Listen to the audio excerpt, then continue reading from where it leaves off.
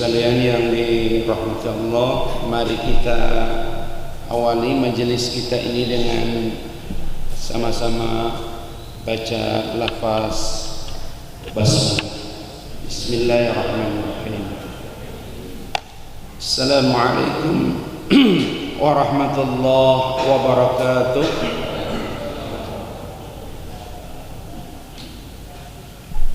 Alhamdulillahi rabbil alamin alladzi arsala rasulahu bil huda wa dinil haqq liyudhhirahu 'ala ad-din kullihi wa kafa billahi shahida.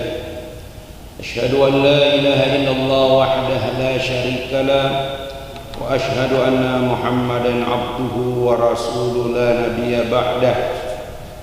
Allahumma fashalli wa sallim wa barik ala Muhammad wa ala alihi wa ashabihi wa man tabi'ahum bi ihsan ila yaumil qiyamah wa ba'd. Wa qala ta'ala ya ayyuhalladzina amanu taqullaha haqqa tuqatih wa la tamutunna illa wa antum muslimun. Hadirin kaum muslimin jamaah salat subuh Masjid Jami Al-Hidayah Bukit Cimanggu yang sama-sama dicintai Allah Subhanahu wa taala. Alhamdulillah kita sudah memasuki pekan kedua bulan Rabiul Awal. Ya. Hari Selasa tepatnya 12 Rabiul Awal. Berarti kalau kita undur ini hari Sabtu berarti 11, 10, 9, tanggal 8 hari ini Sabtu 8 Rabiul Awal. Tapi karena pemerintah menggeser hari libur, jadi liburnya Rebo, ya begitu. Agak gimana Ustaz? Di zaman sekarang menyikapi segala apa yang dibuat oleh orang lain, udah lapang dada aja Pak. Kalau tidak tambah kurus kita kayak operator ini. Pokoknya ambillah prinsip teman-teman yang hampir tiap hari memarkirkan mobil orang. Itu rata-rata mereka mah tenang saja. Mobil apapun datang diparkir, mau pergi silahkan, nggak pernah mereka marah, ya. Jadi berlapang-labang. Insya Allah di bulan yang penuh dengan pelajaran, terutama belajar tentang keteladanan, kita akan coba dan terus belajar bagaimana Rasulullah Muhammad SAW memberikan keteladanan sehingga dia pantas disebut uswatun hasanah. Kalau teladan dalam ujian kehidupan, Nabi itu rasa-rasanya ya beliau mampu memberikan keteladanan yang luar biasa. Ada satu sifat Nabi kalau setiap melewati ujian, apa itu? Beliau tidak banyak berkomentar apapun yang menimpa pada beliau. Ya, kan ada 3 ujian paling berat yang menimpa Nabi. Satu, ahli sejarah menyebut dengan istilah Amul Huzn, tahun kesedihan, saat wafatnya Khadijah dan Abu Thalib yang hampir bersamaan pada saat dimana Nabi begitu bertumpu kepada mereka berdua. Abu Thalib backup sosial, backup keamanan diwafatkan oleh Allah. Khadijah backup finansial, backup psikis. Jiwa Nabi itu bagaimanapun beratnya, kalau sudah dengan Khadijah, apa kata Rasul dalam kitab Sahabiyah Haular Rasul, ya, setiap Nabi memandang wajah Khadijah semua permasalahan selesai. Bandingkan dengan Anda, setiap melihat wajah istri Anda, Masya Allah, mudah-mudahan juga selesai, ya, begitu. Gitu. Jadi coba kita bayangkan Nabi itu seperti itu, tapi dua-duanya ini diwafatkan oleh Allah. Kenapa? Allah tak pingin Nabi bertumpu pada hambanya. Allah tak pingin Nabi bertumpu pada makhluk. Kenapa? Wa ila rabbika farghab. Kalau kau berharap, kalau kau bersandar, maka berharaplah kepada Tuhanmu. Jadi ini satu contoh masa yang paling sulit adalah amul huzn. Ya, makanya setelah Abu Thalib itu wafat, Khadijah wafat, perlawanan orang Quraisy makin tambah. Maka kemudian Allah menyuruh Nabi untuk melakukan perjalanan, yaitu Isra dan Mi'raj. Abu Thalib dan Khadijah diganti Allah dengan sandaran yang lebih kuat, yang lebih kokoh. Apa itu? Salat. Makanya Nabi bersabda, as-salatu mi'rajul mu'min. Salat itulah tempat kamu bersandar. Salat itulah tempat kamu berharap. Salat itulah jadi tempat kamu meminta pertolongan. Ista'inu bisabri wassalah. Yang berikut ujian yang lebih fisik. Apa itu? Tahun pemboikotan, di mana seluruh orang-orang kafir Quraisy bersepakat tak boleh jual beli dengan Nabi dan pengikutnya, tidak boleh saling berkunjung, bahkan tidak boleh menyapa mereka. Dibuli, dicuekin, tidak menjual apapun. Ngebayangin kalau Al Hidayah diboikot seperti itu, ya, sampai-sampai para sahabat ada yang memakan bakiyaknya sendiri. Kenapa? Daripada makan pasir, daripada makan batu, mendingan makan bakiyak. Kok bisa Ustadz? Karena bakiyak sebagian sahabat bakiyaknya dari pelepah kurma. Tapi ada satu ujian yang paling berat. Ini hampir semua ulama sejarah sepakat bahwa ujian yang paling berat ditimpa pada Nabi adalah ketika wahyu tertunda turunnya. Itu dia. Jadi kematian Abu Thalib dan Khadijah itu biasa.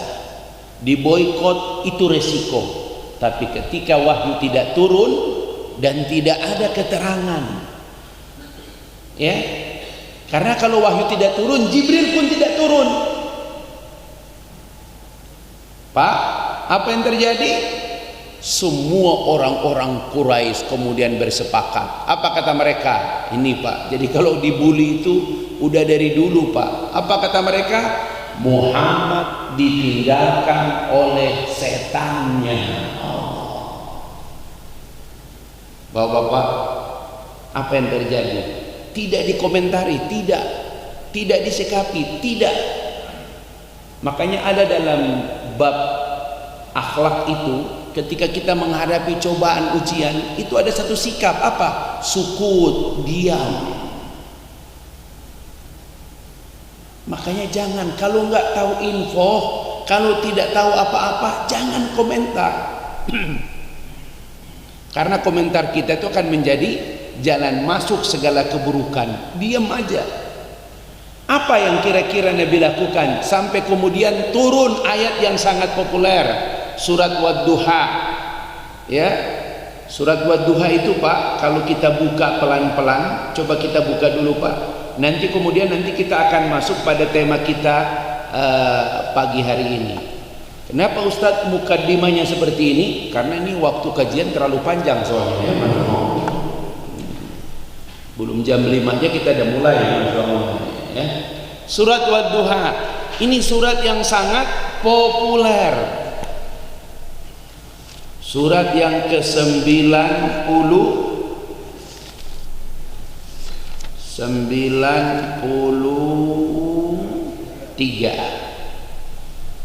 Kita baca dulu ya.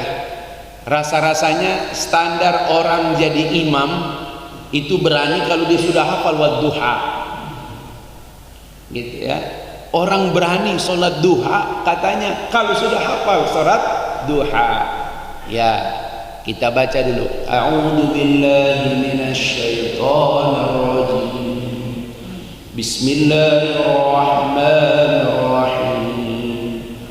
Wadduha wal-laili idza saja ma wadda'aka rabbuka wa ma qala walal akhiratu khairun laka minal ula walasawfa yu'tika rabbuka fatarda alam yajidka yatiman fa'awa wa wajadaka dhallan fahada wa wajadaka a'ilan fa'aghna fa'amma al-yatima fala taqhar wa amma as-sa'ila fala tanhar wa amma bi ni'mati rabbika fahaddits. Coba terjemahan. Kita lihat ini, tinggi badan dengan tinggi suara sama enggak ini?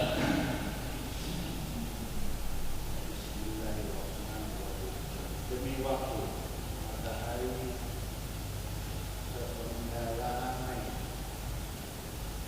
dan demi malam apabila telah sunyi, Tuhanmu tiada meninggalkan kamu dan tiada benci kepadamu, dan sesungguhnya akhir itu lebih baik bagimu dari permulaan, dan kelak Tuhanmu pasti memberikan karunia kepadamu kalau kamu menjadi kuat. Bukanlah Dia mendapatimu sebagai seorang yatim lalu Dia melindungimu, dan Dia mendapatimu sebagai seorang yang bingung lalu Dia memberi petunjuk, dan Dia mendapatimu sebagai seorang yang kekurangan lalu Dia memberikan kecukupan. Adapun terhadap anak yatim, maka janganlah kamu berlaku sewenang-wenang, dan terhadap orang yang minta-minta, maka janganlah kamu menghabisnya, dan terhadap nikmat Tuhanmu, maka hendaklah kamu menyebut-nyebutnya. Jadi kandungan surat Ad-Duha ini sudah cukup menutupi rasa haus Nabi yang hampir 8 bulan tidak turun wahyu. Bayangkan Nabi dalam segala hal langsung di backup oleh Allah dengan wahyu, tertahan wahyu, turun surat ini. Wadduha, demi waktu duha, sepenggalan matahari mulai naik. Wadduha ini tanda orang mulai beraktivitas, tanda kehidupan bersinar kembali. Malam gelap gulita bukan berarti tidak ada kehidupan. Istirahatlah. Kenapa? Fajar akan menyingsing, ya, matahari baru terbit kembali. Wadduha, maka naik sepenggalan, tanda kehidupan bangkit kembali. Jangan pernah kita kemudian merasa seperti itu, karena puncak ayat ini kata para ulama ada di ayat 3. Ma wadda'aka rabbuka wa ma qala. Bapak-bapak, ini ayat ini Pak langsung masuk ke otak, usahakan dia mengalir dalam darah kita. Setiap kali kita menghadapi ujian, setiap kali kita menghadapi bulian, setiap kali kita menghadapi apapun dalam hidup ini, ajarkan pada istri dan anak-anak kita, yang penting dalam hidup itu apa? Selama Allah tidak meninggalkan kita, selama Allah tidak murka dengan kita, maka itu sudah cukup bagi kita. Masya Allah. Ma wadda'aka rabbuka wa ma qala. Yang penting Allah tak meninggalkan kita, Allah tak murka dengan kita. Itulah sebabnya ketika kita bangun masjid, dengan menara harapan, menara hidayah, kita ingin memberikan naungan kepada seluruh kaum muslimin yang ada di kota Bogor, bahwa dengan panggilan azan lewat menara ini, tanda Allah tak pernah meninggalkan kita, Allah tak pernah membenci kita. Itu dia. Makanya jamaah sekalian yang dirahmati Allah, saya selalu mengulang-ulang kalimat itu. Apa itu? Kesulitan akan datang, tapi dia tidak akan menetap. Siapa yang bisa menghindari kesulitan dalam hidup? Siapa yang bisa menghindari kesulitan dalam hidup? Ya, kesulitan akan datang, tapi dia tidak akan menetap. Fa inna ma'al usri yusran. Karena bersama kesulitan selalu ada kemudahan. Makanya surat Ad-Duha ini, Pak, itu ditutup dengan kalimat seperti ini. Apa kata Allah? Wa amma bi ni'mati rabbika fahaddits. Lebih baik nikmat yang sudah kamu rasakan, nikmat yang sudah kamu rasakan, lebih baik itu yang kamu sebut-sebut. Kan tabiat orang itu, Pak, lebih banyak menyebut kesulitan yang dia hadapi daripada mengingat nikmat yang sudah dia rasakan. Ada orang itu kalau kesulitan, semua orang tahu kalau dia sulit, tapi kalau dia berhasil, diam.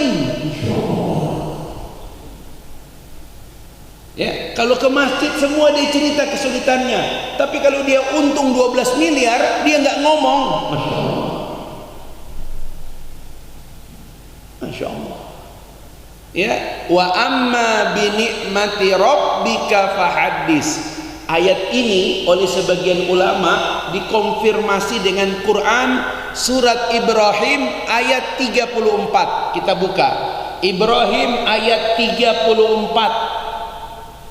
14 ayat 34. Ibrahim surat ke-14 ayat 34.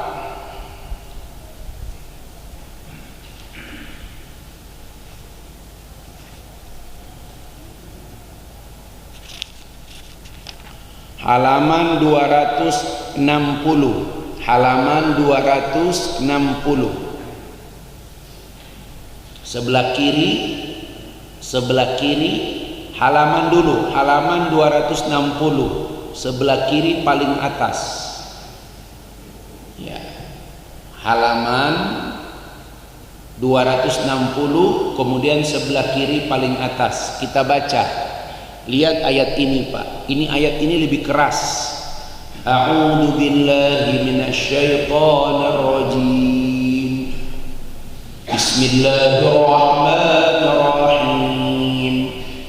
Wa ataakum min kulli ma sa'altumuh. Wa in ta'uddu ni'matallahi la tuhsuha. Innal insana lazalumun kafar. Udah dapat? Mangga. Dan telah memberikan kepada pertolongan dari segala apa yang kamu mohonkan kepadanya. Dan jika kamu untuk nikmat Allah, tidaklah dapat kamu menghinggakannya. Sesungguhnya manusia itu sangat lalai dan sangat mengingkari nikmat Allah. Wa atakum min kulli ma sa'altumuhu. Sebenarnya Allah telah memberi apa saja yang kalian inginkan. Sebenarnya Allah telah memberikan apa saja yang kalian inginkan. Ya. Memang kalau dengar kalimat ini banyak orang yang akan protes. Sebenarnya Allah telah memberikan apa saja yang kalian inginkan. Ya Rabb, aku punya hajat. Ya Rabb, aku punya keinginan. Ya Rabb, aku pingin ini, pingin itu. Kok bisa Allah jawab? Sebenarnya Allah telah memberikan apa saja yang kalian inginkan. Apa jawabannya Pak? Ya, kemarin ini saya tulis ya, dikirimkan di Oase Jumat. Kadang apa yang kita harapkan belum tentu yang terbaik, tetapi Allah selalu berikan apa yang kita butuhkan. Ternyata yang Dia berikan itu yang kita butuhkan, bukan yang kita inginkan. Karena belum tentu yang kita inginkan itu yang kita butuhkan. Betul Pak? Betul. Karena yang paling tahu apa yang kita butuhkan Allah. Maka semua yang kita butuhkan telah Allah berikan pada kita. Begitu Pak. Kadang yang kita dapati dalam hidup ini tidak sesuai dengan yang kita harapkan. Tapi percayalah, itulah yang terbaik jika itu datang dari Allah. Selama itu datang dari Allah, kita selalu akan percaya. Kenapa? Karena tidak ada takdir yang tertukar. Masya Allah. Karena tidak ada takdir yang tertukar. Begitu Pak. Kalau kita masih protes, Allah katakan wa in ta'uddu nikmat Allah, jika kamu hitung nikmat yang sudah kamu rasakan, kamu tidak dapat menghitungnya. Allahu Akbar. Makanya bagi mereka yang banyak mengeluh 2 tahun terakhir ini dengan pukulan pandemik, sebenarnya kurang adil menyalahkan keadaan. Karena puluhan tahun, belasan tahun kamu telah hidup dengan nikmat-nikmat yang Allah berikan kepada kita. Coba lebih adil memahami keadaan. Betul sih, kalau dulu Ustadz, Masya Allah, Ustadz kalau dulu ya Allah, betul. Dan itu wa amma bi ni'mati rabbika fahaddits. Adapun nikmat yang sudah kamu rasakan, ceritakanlah. Maka lebih baik Pak menceritakan nikmat yang sudah kita rasakan. Terus Ustaz, kalau begitu apa yang kita lakukan kalau kita dalam keadaan kesulitan-kesulitan? Nah, inilah yang coba kita belajar dari Nabi.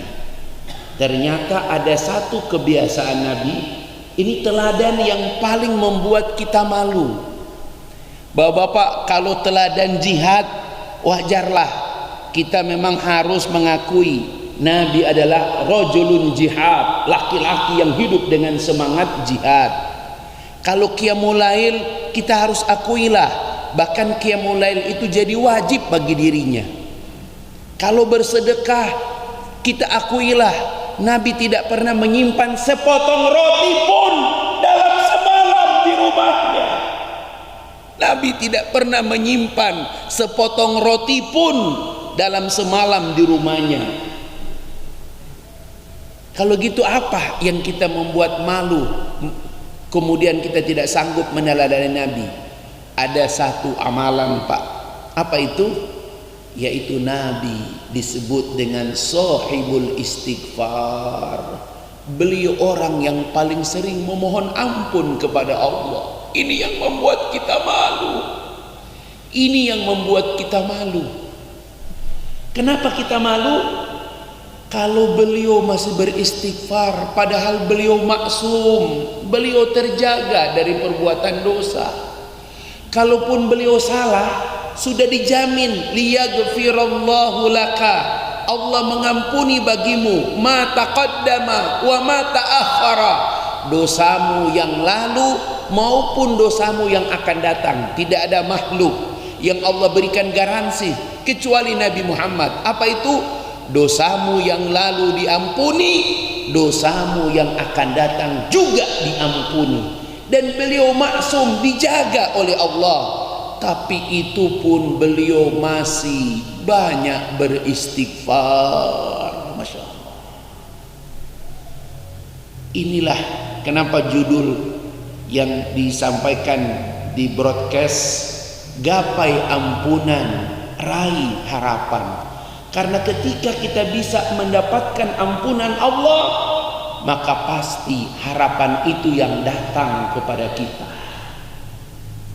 Jadi kepada panitia, di titik-titik kita mengalami kesulitan, semua jalan sudah kita siapkan, semua teknik secara teknik, secara apa sudah kita optimalkan, tapi kemudian kita merasakan ada jalan buntu, maka solusinya adalah banyak-banyak beristighfar.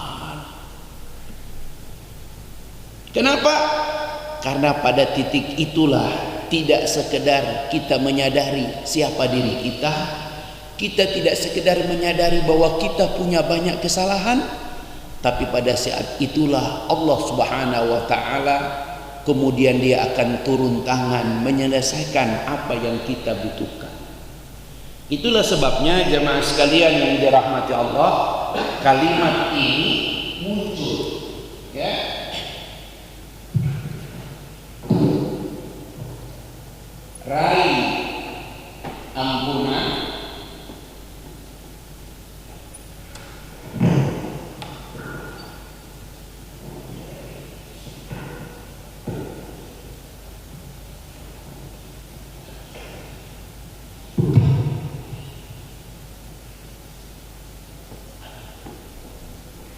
gapai harapan. Kata ampunan ini Pak, kata kunci. Jadi kalau ada orang tanya, Ustadz saya punya hajat, Ustadz saya punya harapan, Ustadz anak saya pingin gini, beritahu dia, perbanyak istighfar. Itulah yang dijawab oleh Imam Hasan Al-Basri, yang dikomentari oleh salah seorang muridnya. Ya Syekh, hampir semua orang datang dengan semua persoalan mereka berbeda-beda, tapi jawabanmu cuma satu. Setiap orang datang, ya Syekh, apa solusi dari persoalanku? Aksiru, perbanyak istighfar. Ada yang datang, perbanyak istighfar. Ada yang datang perbanyak istighfar. Kok bisa ini Ustaz dengan memperbanyak istighfar? Inilah salah satu rahasia teladan Rasulullah di tengah ujian. Karena Nabi juga belajar pada nabi-nabi sebelumnya. Mari kita lihat Quran surat Nuh. Surat Nuh itu surat yang ke-71.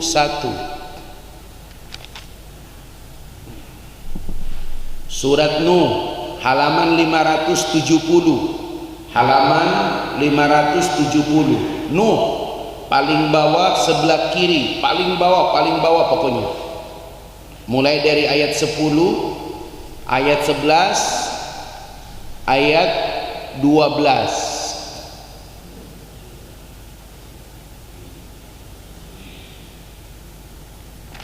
Surat Nuh, surat yang ke-71, ayat 10 sampai 12.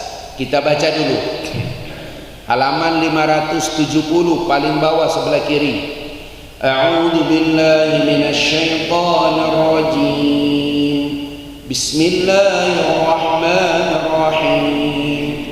Faqultu astaghfiru rabbakum innahu kana ghaffara yursilis samaa'a 'alaikum midrara wa yumdidkum bi amwalin wa banina wa yaj'al lakum jannatin wa yaj'al lakum anhara. Mangga.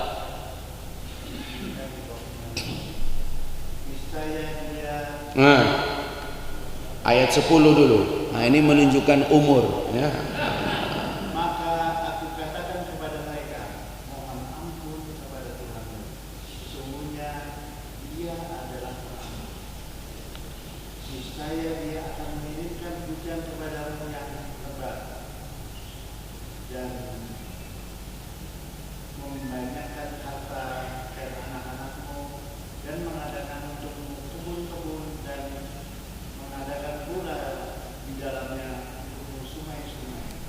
Bapak-bapak, ada yang menarik ayat ini. Kenapa Imam Hasan Al-Basri, ya, Ustadz Hasan Al-Basri kenapa disebut imam? Karena dia dianggap imam para tabi'in.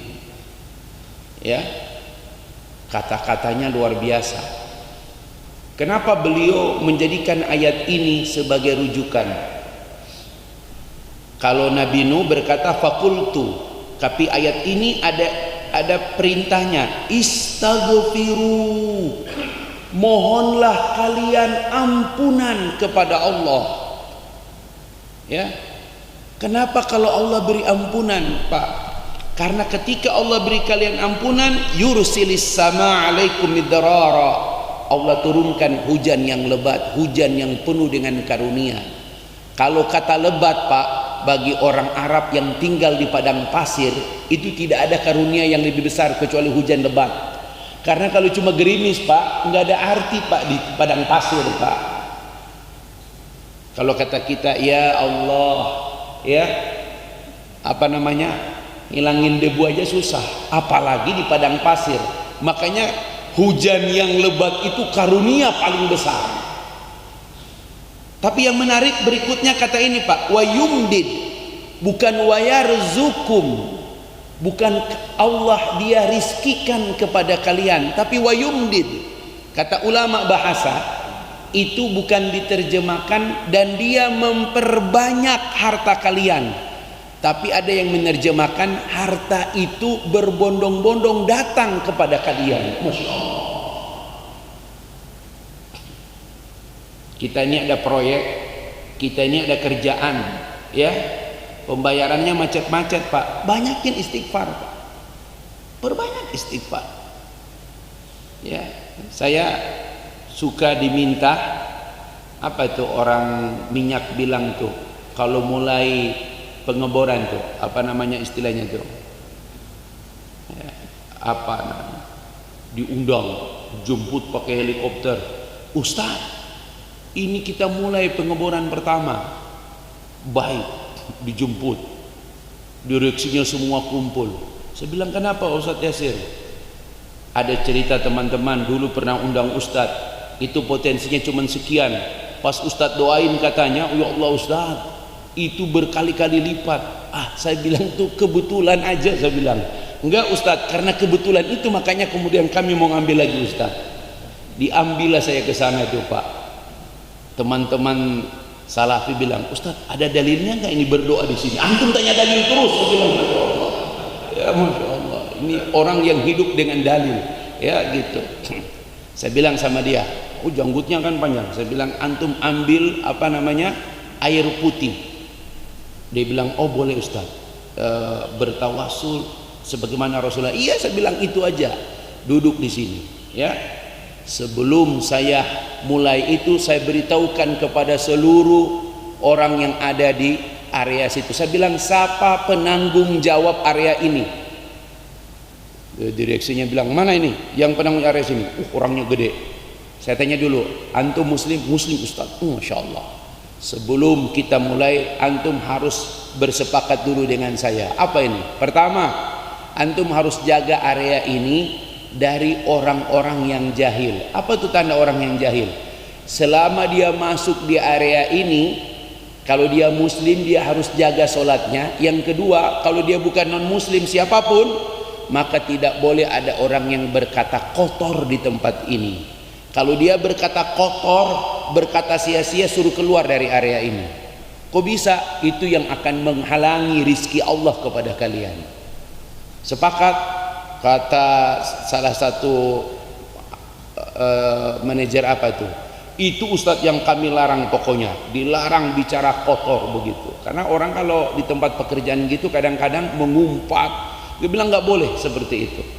Itu yang paling banyak. Yang kedua, kepada kaum muslimin, ya, mulai malam ini dan seterusnya, perbanyak istighfar. Kenapa? Wa yumdid, Allah akan perbanyak, Allah akan datangkan itu semua kepada kalian. Makanya saya cuma baca surat Fatihah, di air mineral itu baca bismillahilladzi la yadurru ma'asmihi. Itu yang teman satu itu dengar betul itu, ya. A'udzu bikalimatillahi tamma min syarri ma khalaq. Baru kita tuangkan air itu ke boran pertama itu. Masya Allah. Memang nggak ada dalil, nggak ada contoh, betul. Baca itu, saya bilang. Diputar itu turun ke bawah, Masya Allah, beres Pak. Itu 2 minggu berikutnya saya ditelepon, belum assalamualaikum, Allahu Akbar, Allahu Akbar. Apa? Perang? Bukan Ustaz. Masya Allah. Itu Masya Allah Ustaz, hasilnya luar biasa. Bukan itu yang saya bilang, ya. Jaga terus kebiasaan, tidak ada orang bicara kotor di area pekerjaan. Istighfar, Pak. Perbanyak istighfar. Perbanyak istighfar. Karena sebagian besar Pak, semua apa yang menimpa kita itu karena perbuatan kita itu sendiri. Untung wa ya'fu an kasir. Untung Allah punya sifat memaafkan kebanyakan dari kesalahan kita. Untung Allah apa? Punya rasa maaf terhadap kebanyakan kesalahan kita. Bapak-bapak mau lihat satu ayat dalam Al-Quran. Sekiranya Allah ingin menghukum manusia karena perbuatan kesalahan kita, apa akibatnya? Ngeri ayat ini. Ini jarang ayat ini dibahas oleh para ulama. Kenapa? Ya Allah ya Rabb, berat sekali ayat ini. Ujung surat Fatir, surat yang ke-35. Jadi kalau Anda baca Yasin, sebelum baca Yasin coba tengok ke kanan. Ada satu ayat, yaitu ayat yang Yasin itu surat ke-36. Ya, sebelum Yasin itu pas ujung surat 35.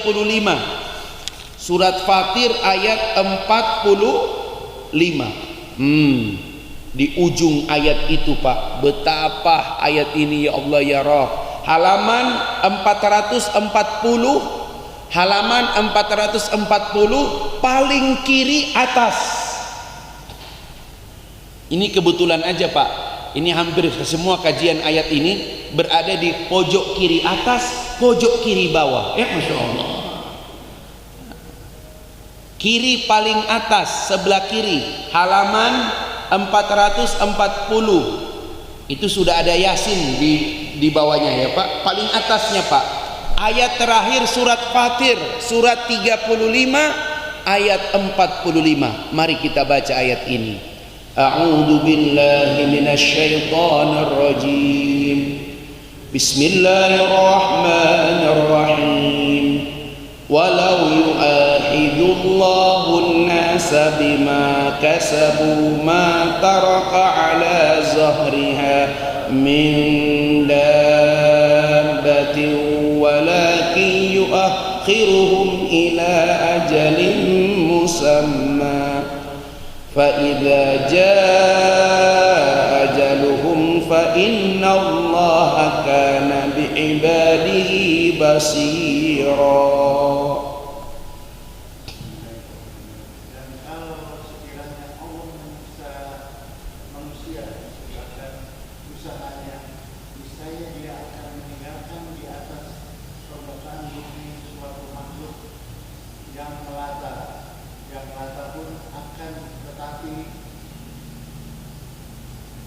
Faktor umur ya, Masya Allah.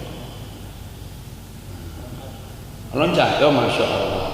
Itulah kalau Panton baca Panton, Masya Allah. Untung ada ketua DKM ya. Allah menghukum manusia disebabkan apa yang telah mereka perbuat. Niscaya Dia tidak akan menyisakan satu pun makhluk bergerak dan bernyawa di bumi, tetapi Dia menentukan hukumannya sampai waktu yang sudah ditentukan. Nanti apabila ajal mereka tiba, maka Allah Maha melihat keadaan hamba-hamba. Masya Allah. Walau yu'akhidullahu nas, sekiranya Allah ingin menghukum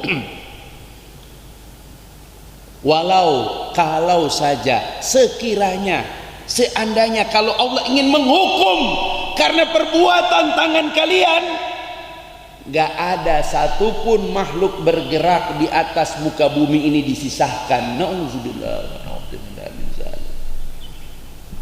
Pak, itulah sebabnya para ulama mengatakan, kenapa Nabi itu ya karunia terbesar bagi alam raya ini. Bapak mau tahu Pak, kenapa Nabi itu karunia terbesar ya bagi alam raya ini? Karena selama Nabi masih ada, Allah tidak akan menurunkan azab. Ya Allah. Tapi yang menarik dari ayat ini satu ayat Pak. Bagaimana Ustadz kalau Nabi sudah tidak ada, apakah azab akan turun? Masih ada peluang. Apa itu? Kalau selama mereka senantiasa beristighfar, maka Allah tidak turunkan azab. Ya Allah.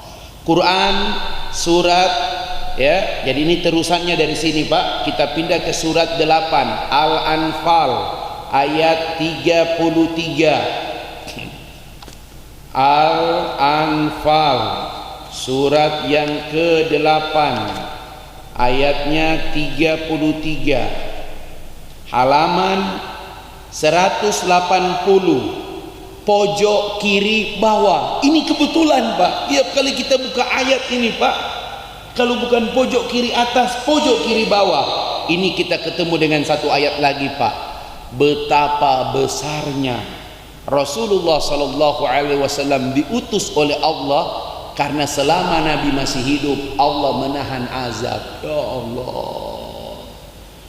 Surat Al-Anfal halaman 180 kiri pojok bawah. Masya Allah ya, kiri pojok bawah. Lihat ayatnya sama-sama.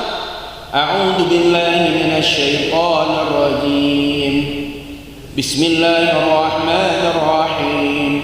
Wa ma kana Allah liyu'adzibahum wa anta fihim wa ma kana Allah mu'adzibahum wa hum yastaghfirun. Dan Allah sekali tidak akan mengazab mereka sedangkan berada di antara mereka, dan tidaklah Allah akan mengazab mereka sedang mereka meminta ampun. Jadi ada dua kalimat ya. Satu liyu'adzibahum, yang kedua mu'adzibahum.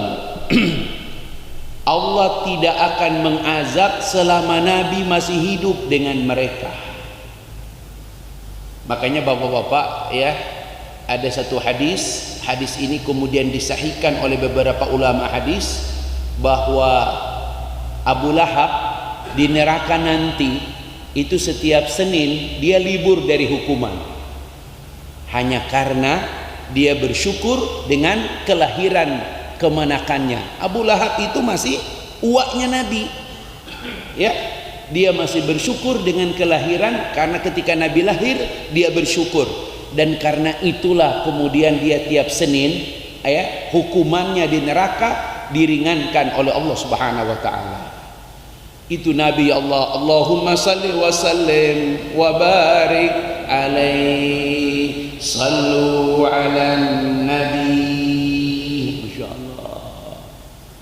Makanya bapak-bapak, anak-anak kita tuh ajarkan mereka belajar roti, baca roti, urutan-urutan bagaimana kelahiran Nabi. Itu kan kitab tarikh yang disusun ya, karena nilai sastranya yang menulis tinggi itu, makanya kemudian ada semacam puji-pujian ya, anta syamsun anta badrun. Tapi sebagian orang menganggap itu gulu, berlebih-lebihan pada Nabi. Ya Rabb, Masya Allah, antum saja pada istri antum kadang berlebih-lebihan ya. Ini luar biasa. Makanya kalau orang tanya apa ya keberadaan Nabi itu membuat azab Allah ditahan ya Pak.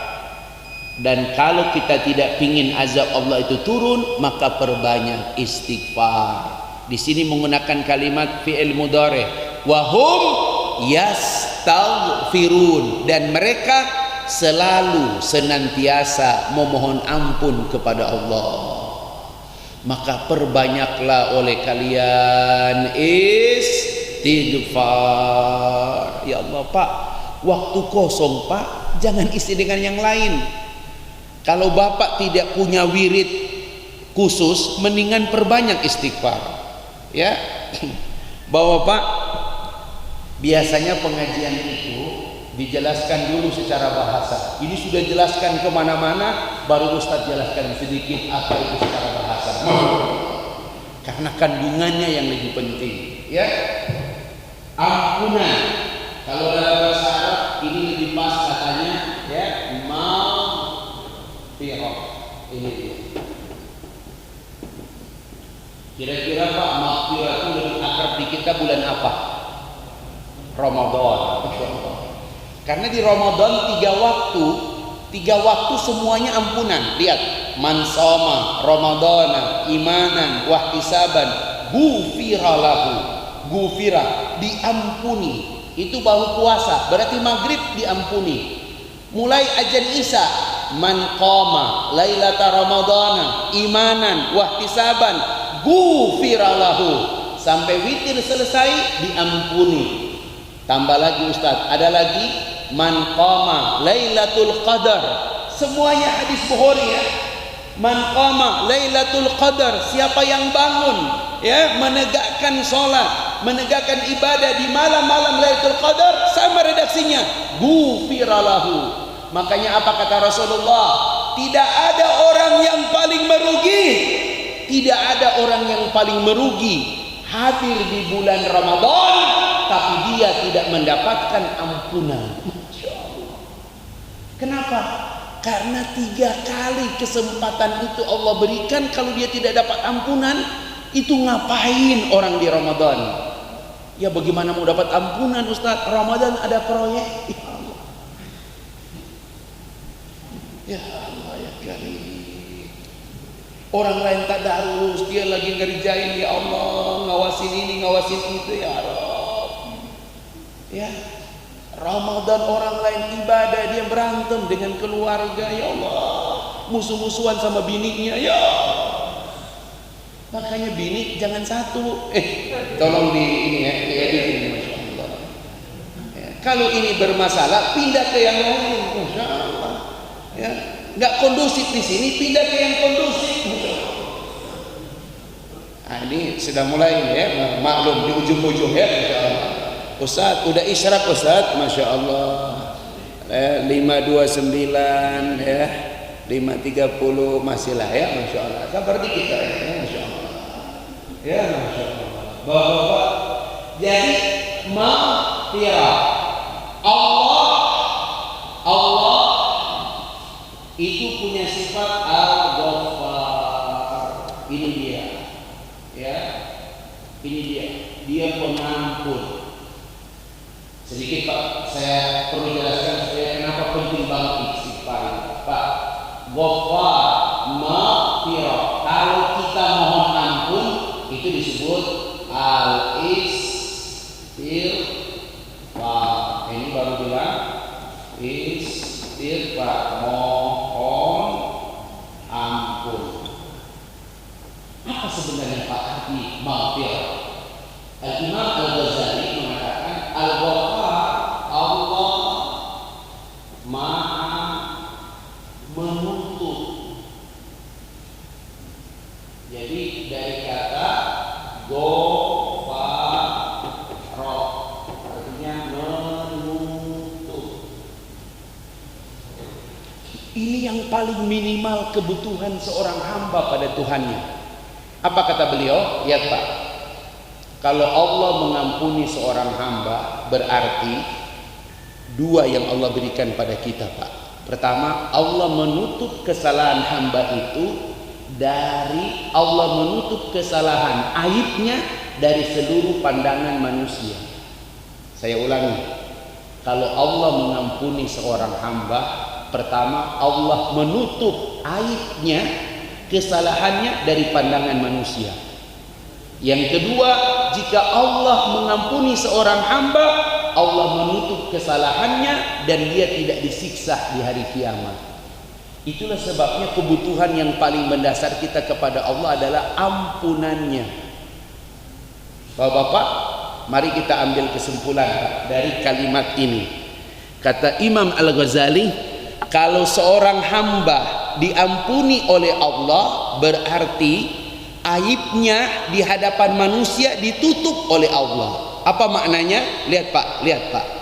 Kalau ada orang terlihat baik, kalau ada orang terlihat baik Pak, sebenarnya dia bukan berarti baik-baik aja, tapi boleh jadi karena aibnya, kesalahannya Allah tutup dari pandangan manusia yang lain. Allah, kita ini dianggap baik Pak, kita ini dianggap baik oleh orang Pak, sebenarnya bukan karena kita baik sebenarnya, tapi lebih karena Allah menutup aib kita sehingga orang lain tidak tahu bagaimana bobroknya kita sebenarnya. Kok bisa Ustadz? Coba buktikan. Apa Anda memang baik-baik saja? Kalau Anda memang baik-baik saja, orang rumah tidak terlalu marah-marah. Itu aja. Mohon maaf Pak, mohon maaf ya. Mau Anda kiai, mau ustadz, tapi kalau di rumah bini masih marah-marah, Anda bukan siapa-siapa. Karena nggak mungkin kalau Anda baik, bini nggak marah-marah. Itu aja ukurannya Pak, itu aja ukurannya. Kalau di rumah saya dibalik sama mereka, ya, ayah, ini karena pandemik kami pasti ada di rumah.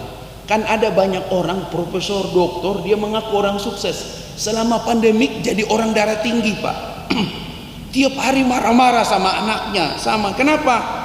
Ternyata selama ini dia hidup, dia terlalu sibuk, ya. Dia pulang ke rumah, anak-anak juga sudah beres apa semua. Sekarang karena dia tidak kemana-mana, disuruh semua kerja dari rumah, dia baru tahu bagaimana anak-anaknya. Dan dia marah-marah, Masya Allah, ya. Sampai ke dokter, ya, darahnya 180, 200, Masya Allah.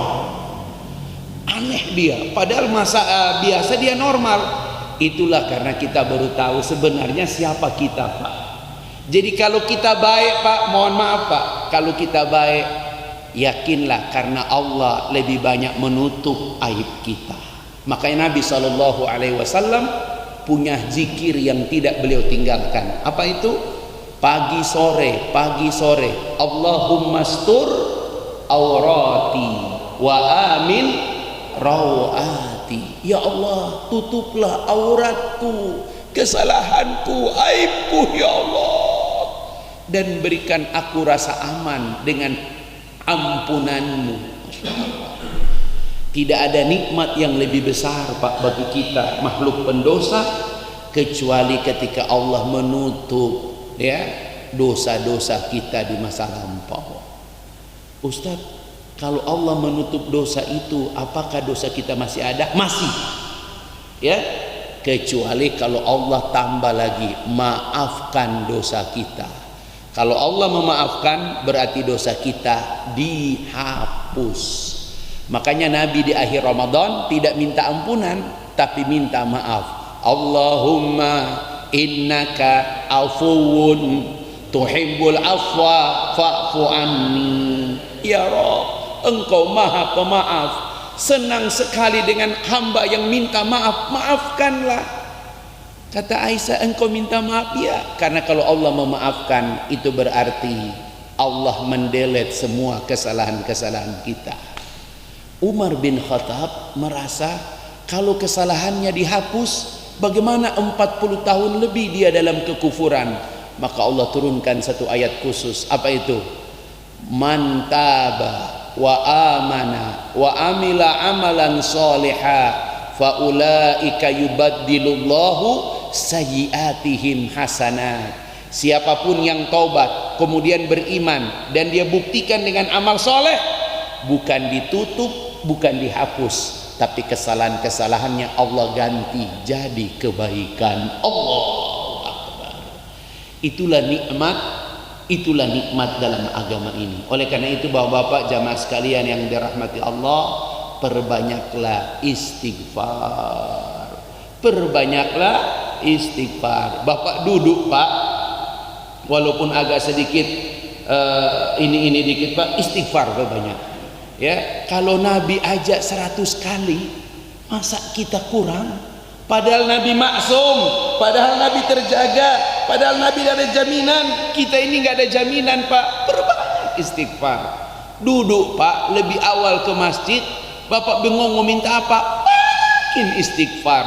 Ngantri Pak, macet Pak, perbanyak istighfar.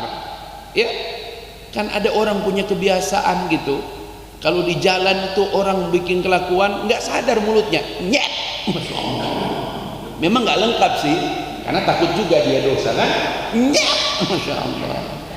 Pak, saya beritahu kepada Bapak, setiap Bapak ngomong jelek, setiap Bapak ngomong apa pada orang, itu malaikat pasti jawab, walaka, bagimu juga, lu juga, lu juga.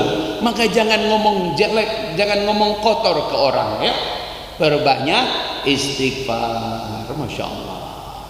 Astaghfirullah Rabbal baraya, astaghfirullah minal khataya. Ustaz, itu dalilnya dari mana? Dalil lagi ente tanya. Ya Allah, astaghfirullah, ampunilah aku ya Allah. Rabbal baraya, Rabbal Tuhan, penguasa, pengatur. Al-baraya, semua makhluk. Astaghfirullah minal khataya, ampunilah aku ya Allah dari semua kesalahan-kesalahanku. Itu luar biasa Pak. Perbanyak ampunan pada Allah. Astaghfirullah wa atubu ilaih. Ya Allah, aku mohon ampun dan aku bertobat. Allahumma anta rabbi la ilaha illa anta khalaqtani wa ana abduka wa ana ala ahdika wa wa'dika mastata'tu a'udzu bika min syarri ma sana'tu abu'u laka bi ni'matika alayya wa abu'u bi dzambi faghfirli fa innahu la yaghfiru dzunuba illa anta. Jamaah sekalian, pulang dari masjid bawa spirit istighfar di rumah. Kalau belum ada solusi, belum ada jalan keluar, bagaimana semua harapan keinginan kita, perbanyak istighfar. Raih ampunan, gapai harapan. Perbanyak istighfar, mudah-mudahan harapan kita Allah wujudkan. Allahumma salli ala Muhammad wa ala ali Muhammad. Allahumma ya Allah, la ilaha illa anta subhanaka inna kunna minaz zalimin. Ya Rabb, kami tahu kami hamba-hamba berdosa, dosa kami ya Rabb. Rabbi ghfirli wali walidayya, Rabbi ghfirli wali walidayya. Ampuni kami ya Allah, ampuni kedua orang tua kami ya Allah. Ampuni ya Rabb. Tidak banyak kebaikan yang dia rasakan, tidak banyak dia kebaikan. Dia wafat duluan sebelum kami berhasil. Dia wafat duluan sebelum kami diberi petunjuk. Ya Rabb, jagalah petunjuk ini ya Rabb. Jadikan semua amal ibadah kami ya Rabb. Ya Rabb, jadikan semua amal ibadah kami ya Allah menjadi jalan ampunan bagi keduanya ya Rabb. Allahumma ghfir lahu warhamhu wa'afihi wa'fu anhu. Allahumma ghfir laha warhamha wa'afiha wa'fu anhu. Jika dia masih hidup ya Rabb, jadikan setiap kebaikan kami ya Allah menjadi ampunan di masa lampau mereka berdua ya Rabb. Allahumma ya Allah, ampuni anak-anak kami. Ucapan mereka kadang kasar, ucapan mereka kadang kotor, ucapan mereka kadang tidak berfaedah. Ya Rabb, ampuni anak-anak kami dengan ucapan dan perbuatan mereka.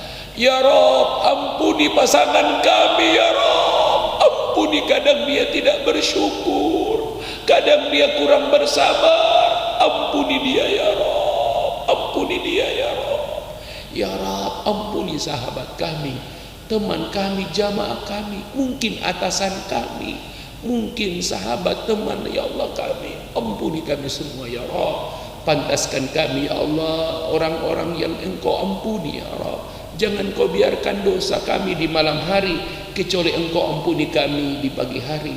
Jangan biarkan dosa kami di siang hari, kecuali telah Engkau ampuni kami sebelum datang malam hari. Rabbana taqabbal minna innaka antas samiul alim wa tub alaina innaka antat tawwabur rahim. Sallallahu ala Muhammad wa ala alihi wa baraka wa sallam bi fadlik. Subhana rabbika rabbil izzati amma yasifun wa salamun alal mursalin walhamdulillahi rabbil alamin. Subhanaka Allahumma wa bihamdik ashhadu an la ilaha illa anta astaghfiruka wa atubu ilaik. Demikian, mudah-mudahan insyaallah ada manfaatnya, dan mohon maaf jika ada kekurangan. Alafu minkum wallahu muwaffiq ila aqwamit thoriq. Assalamualaikum warahmatullahi wabarakatuh.